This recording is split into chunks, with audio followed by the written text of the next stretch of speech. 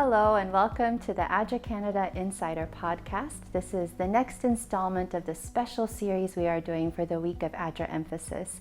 And today I have with me special guest Analynn Bruce to talk about the theme of education in our work. Each podcast in this special series is focusing on a different sector of ADRA's work, and today we are going to look at education. Thank you so much, Analynn, for being with us today. Thank you for having me. Yeah. You know, we've worked together for a couple of years now, and we've gotten to know each other, I think. But for the benefit of our viewers, can you tell us a little bit about yourself and your background, where you come from? Sure. Yeah. So I am Analynn Bruce. I'm the Development Program Director for ADRA Canada, and I started my work with ADRA as a volunteer way back in 1994 in ADRA Sudan.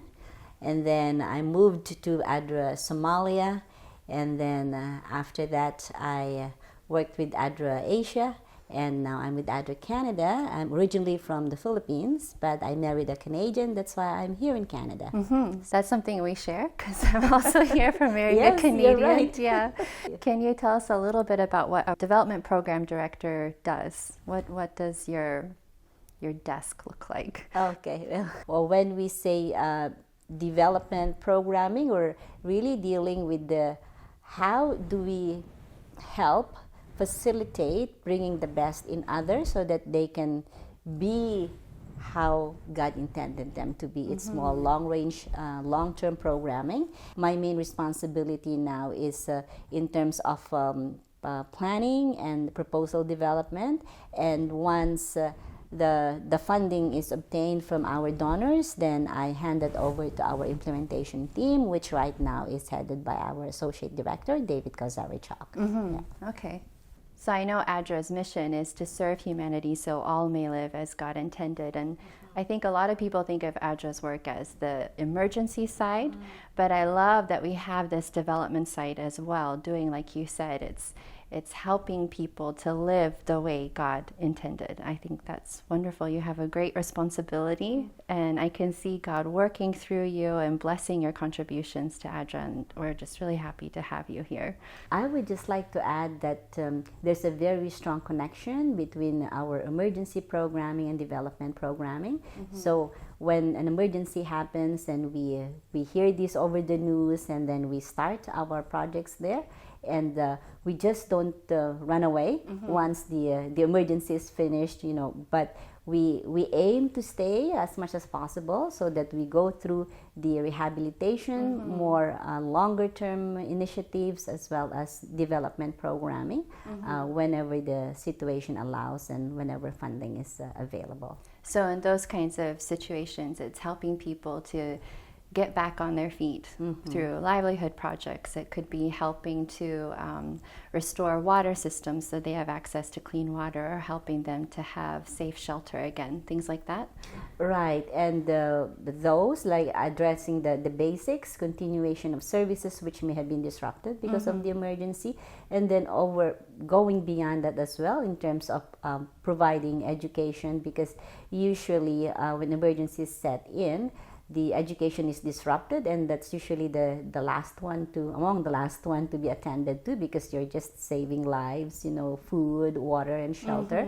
But then we try to go into education, and that's what we're doing with the Bright Project, particularly. Yeah, having kids now, that resonates even more with me, the importance of restoring those schools and getting kids back into school as quickly as possible, so there isn't that gap. Or ensuring that they get back at all. That I can see that being very important, especially for long term. They can have their livelihoods restored, they can have a safe home to live in, safe water, but that you still need that pathway of hope for the future, for a better life. And ADRA has this saying now, don't they, about education, a belief or a goal about our education projects. So we are aiming that every child, everywhere in school. I love that. It's clear, easy to understand, and also an amazing goal to work towards.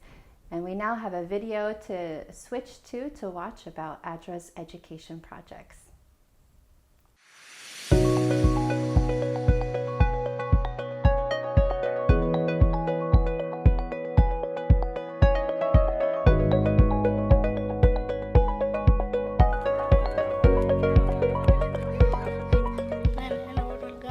Hi, my name is Nia Luke.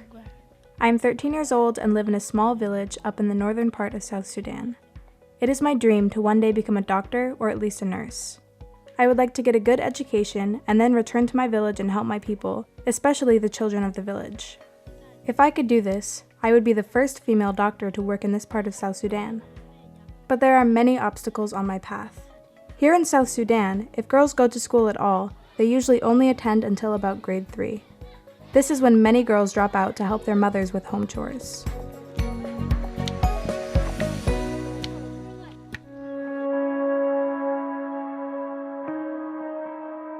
The other big problem has been the civil conflicts that we've had.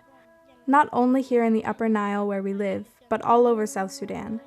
I'm only 13, but I tell you, I have seen too much war and fighting. Last year, when the soldiers came through our village, it was not safe. We all ran into the forest to hide. There was no time to pack up food or clothes. We just had to run. When we came back, we found that the soldiers had eaten our food and stolen our things. A few years back, the fighting became so bad that we had to run across the border into Ethiopia.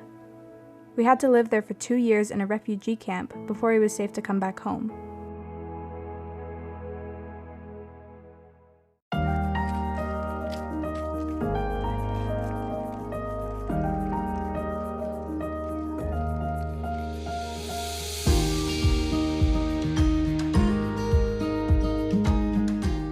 Since we have returned from the refugee camp, things have been more peaceful, and our school has opened up again. My parents have let me attend, and I am now in grade 4. I really enjoy going to school. I love everything about it. But when school is over and I return home, I still have to do a lot of work to help my parents.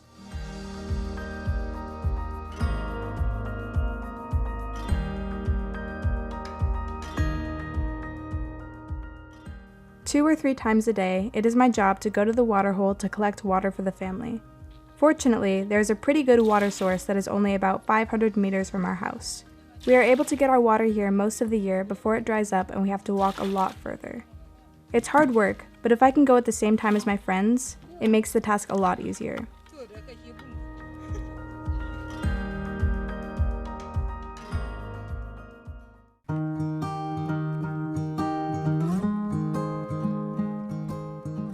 Sometimes my father also puts me to work. He will have me take the family cows out to pasture to graze. Cows are very important in our culture, and this is how it's been for centuries. They not only give us all the milk we could ever want, they also act as our family savings. If there is ever any kind of emergency, we can sell a cow and use the money to pay the hospital fees. Cows are also needed to pay the dowry for marriage. The price for a bride here in our village is usually about 25 cows. Without the cows, it is very hard to get married. A couple of years ago, my older sister got married when she was only 15. When she got married, my family got 25 cows. Every time I think about that, I get afraid that the same thing could happen to me. What would happen to my dream of becoming a doctor then? And so, with all of the obstacles before me, I'm not sure that I will ever be able to reach my goals.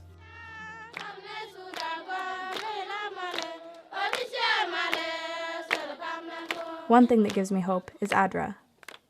They have started working here in our village. They have started fixing up the schools and training the teachers to help them be better at teaching. ADRA has started a club at our school where they are teaching us the rights that we have as citizens. I have learned that kids have the right to food, shelter, and education. We have learned that we have the right to be protected from early marriage. We have the right to speak up about any kind of abuse that we might be facing.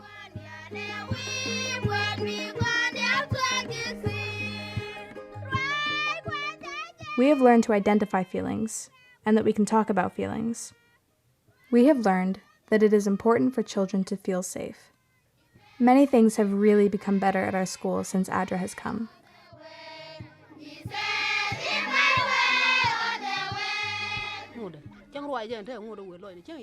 I really appreciate what ADRA has been doing here in our village to promote education. I had to drop out of school myself when I was in grade 1, and I have always been sad that the war destroyed my opportunities. ADRA has started parent-teacher groups, and we have community groups where we get together and discuss all the reasons why education is important for our children, including our girls.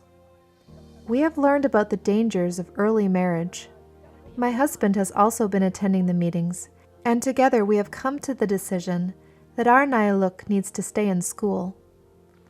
All of us, including her brothers, are determined that she reach her goal of one day becoming a doctor. ADRA is a big part of our lives now. Nayaluk loves going to school with her friends and loves learning.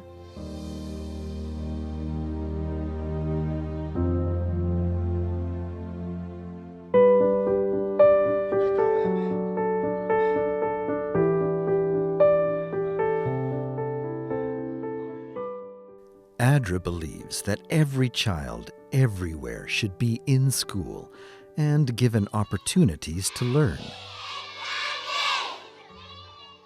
Education saves lives. Education provides children with hope for a better future. Education secures a safer community, a safer country, a safer world.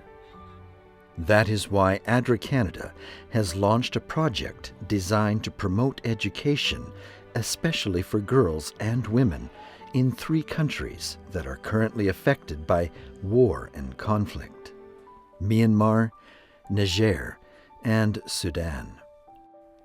By providing schools, clean water, sanitation, learning materials, teacher training, and sensitization for parents, girls who once had no hope for an education are now being given the opportunity to attend school.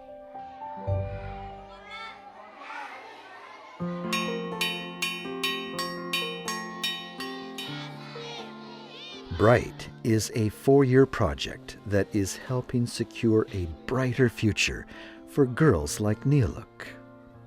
By partnering with ADRA in this vital work, you are changing lives. Thank you for your support of the ministry of ADRA.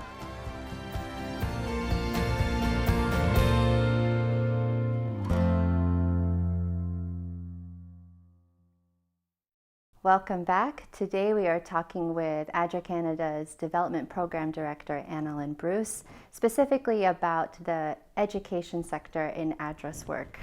So Analynn, thanks again for being here with us. We just watched this wonderful video about issues regarding children accessing education. And when I watched that video, it struck me that, a lot of the barriers between these children and getting a good education and having a better future, it isn't only that there might not be a school building or the classrooms might not be adequate enough or they don't have enough school supplies. There is some much bigger, deeper issues going on preventing them from going to school. Can you elaborate for us a little bit more about what those are? Yes, you are right that there's much more. It's quite a complex situation, especially in the areas where we are working. And I've just returned from a field trip in Niger, and I could talk more about that. So for sure. In Niger, there are cultural norms that really inhibit girls' education in particular. It's very prevalent to see children getting married. So there's child and early and forced marriages that are happening there. And it's just how they do things there. And it's very hard to counter those cultural norms that have long been embedded for many years. So that's one. And additionally, aside from those cultural norms that are not favorable to girls' education, we also have livelihood considerations where, some of the families are forced to choose between, sending their kids to school or earning very, very little for their livelihoods, but even very little livelihoods that come into the family helps to bridge their daily needs. So there are livelihood considerations and there are cultural considerations, and it's a matter of mindset also, changing people's mindset to really appreciate that there's a lot of benefit that goes to the family when your kids go to school and complete an education rather than being married at a very early age. So when you say married at a very early age, perhaps the age range varies depending on the country, but on average, can you give us an idea of how young? Yeah, that's true. Some of the people that we have talked to, they say that as early as 10, even in the places where we're working, they are already given into marriage.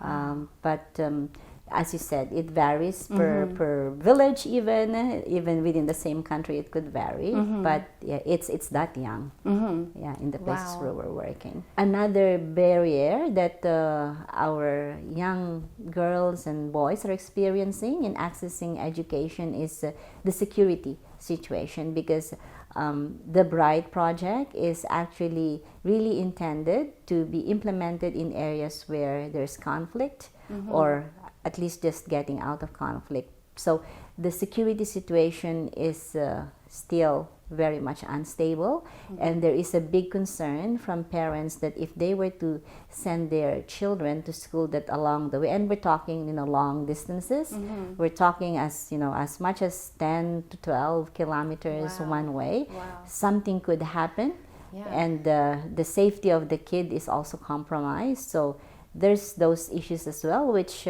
here in North America isn't much of an issue for us. Like we have school buses that pick up our kids, or we're able to drop them off. So for them, they don't have the means. People actually have to walk. The kids have to walk to school. Some are able to secure a small bike, and it's a little bit easier for them. But again, it's a safety consideration. So the video mentioned the BRIGHT project and spoke briefly about it. You've sprinkled your conversation with references to it. So let's unpack that a little bit more. What is the BRIGHT project, and what is it doing? So BRIGHT, actually, it's an acronym for the project title, which is Breaking Barriers for Girls' Education Towards Hope and Totality. And just to recap, those barriers would be early child marriage, safety concerns, especially given the distance to schools, and families' livelihoods. The choice between sending your child to school or having them help bring in a little more money for the day's needs. Correct. Yeah, right. Those are the major barriers to education that we have seen so far. And BRIGHT is seeking to break them. Yes, so I'm wondering how. I know. It's a tall order. So what we're doing is working with the communities themselves, because they're the ones facing these problems, and they also hold the key to solutions for that, or at least ideas on how to solve these issues. Some of the solutions, they do have that in their capacity to address. However, in some situations as well, they do need external assistance to be able to address those barriers. So one of the things that we have done is to develop a pool of resources where we're able to provide grants, small grants for the beneficiaries, for the project participants, so that they can then design whatever solutions they feel will really be able to address the particular barrier that they are facing.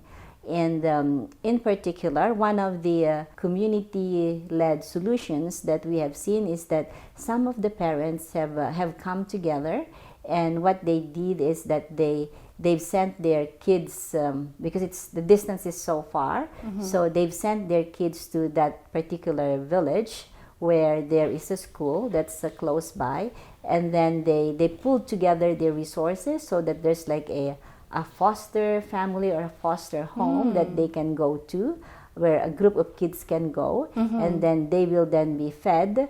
They will give some money to provide for their food, and they don't have to go, every day back and forth to Right. school with such distances, and it gives them more time to be able to, do their schoolwork, and also safety considerations where they don't have to expose themselves so often to the risks of insecurity or fighting, that they can be caught in crossfires or they can be kidnapped or things like that. So that's one solution that they themselves have come to really say, okay, if only we're able to get them into one foster family, then it will work. And that's the kind of activities that our small grants would support.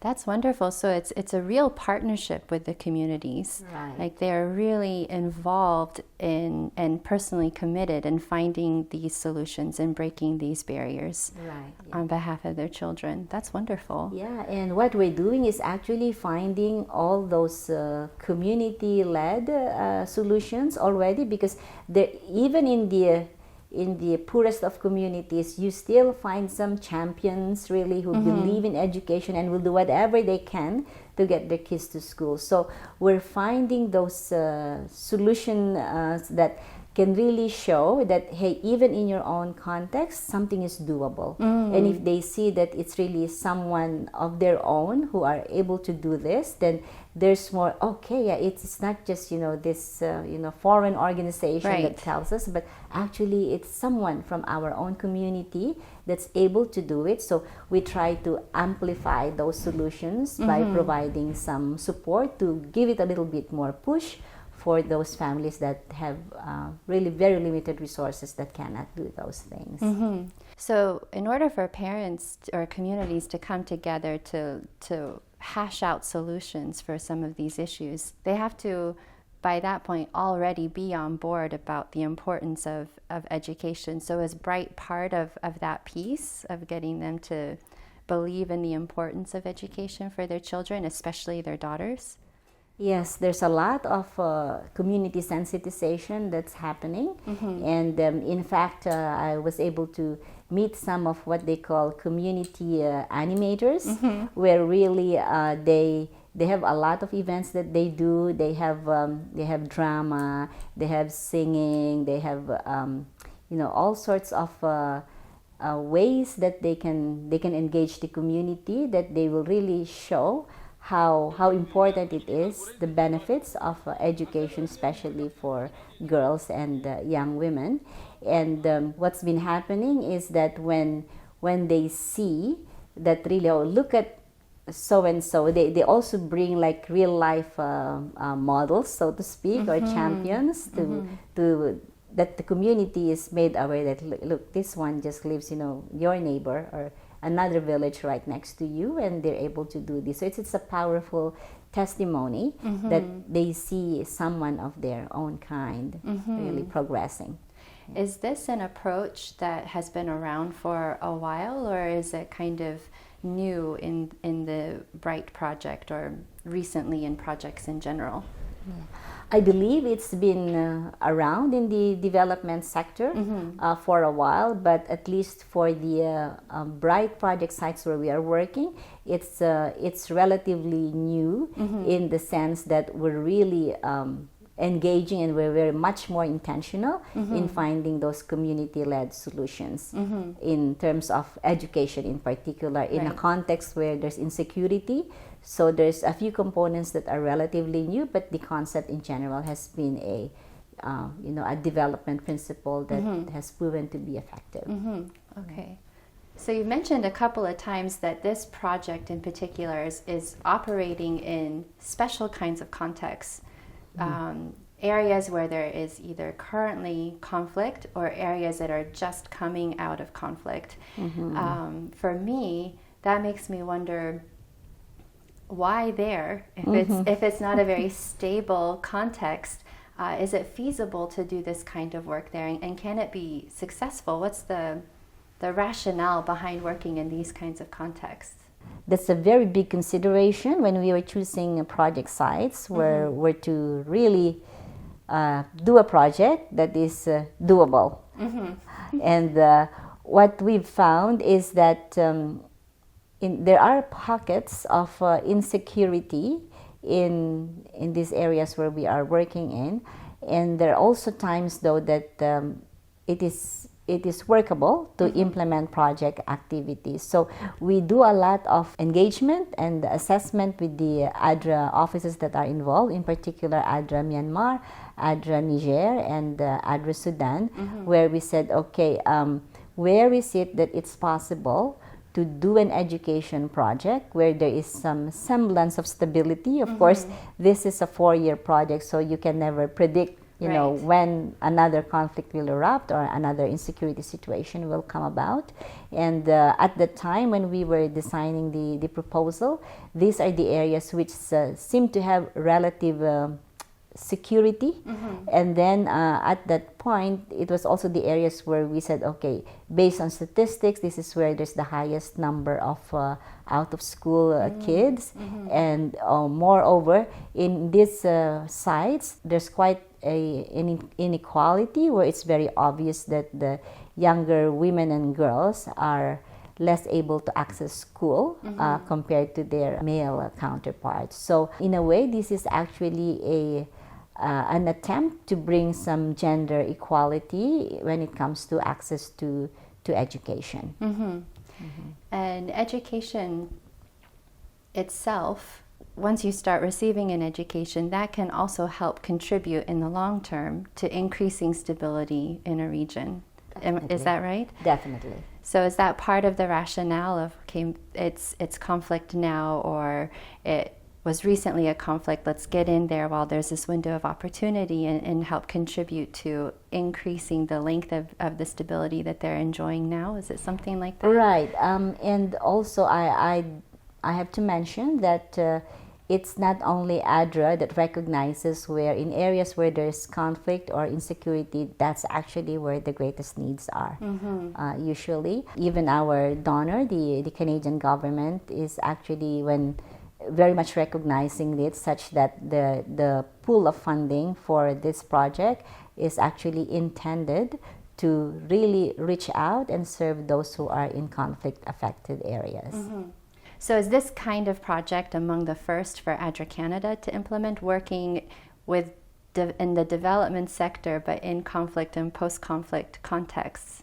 Correct, yeah, because usually when we do education, it's in not conflict situations where you can really do education. It's a long-term intervention. So with this, it's our pilot initiative. However, we are working with the ADRA Norway, who have long been into the area of really implementing education activities in conflict-affected areas. So we're working closely with them, and we're also working with local partners who have been also doing this kind of initiatives. So we have both local and international partners that are helping us to really make sure that what we deliver is really something that will help boost the education opportunities for those who are conflict affected. And these partners, especially ADRA Norway, you said they've been doing this work for a long time, so they have models that have been successful. Like it's something that they do and that they are doing very well. So we have confidence that our project will also do very well in partnership with them and the local partners as well. Yes, and in particular, our partnership with ADRA Norway is very, very important for ADRA Niger, which I just visited, because we are working in the same areas where they are working. So ADRA Norway is currently funding a project which has an accelerated learning program, ALP, which aims to capture kids or out-of-school women, girls, and young boys who have not been to school and they're aged 9 to 12. And after they complete the ALP, which is a compressed curriculum, then the idea is for them to be able to transition into mainstream education schools of the government. So that's the area. So we said, okay, so you have a program to capture the 9 to 12 years old. What about those who are past 12 years old? Because there's still many of them who have not been to school or have dropped out of school. So they said then at that time, oh, there's actually nothing for that. That's a gap that has been identified, and in particular that was happening in Niger. So that's where Bright came in and said, okay, we will take care of providing an ALP, an accelerated learning program for those 13 years old and above, so that once they finish the program, they can go into the secondary schools, or they can do some vocational training that will equip them some potential for livelihood opportunities. Oh, wonderful. So that was really very inspiring to know that, you know, it might be a drop in the ocean, that what we're doing, but it's a drop nonetheless.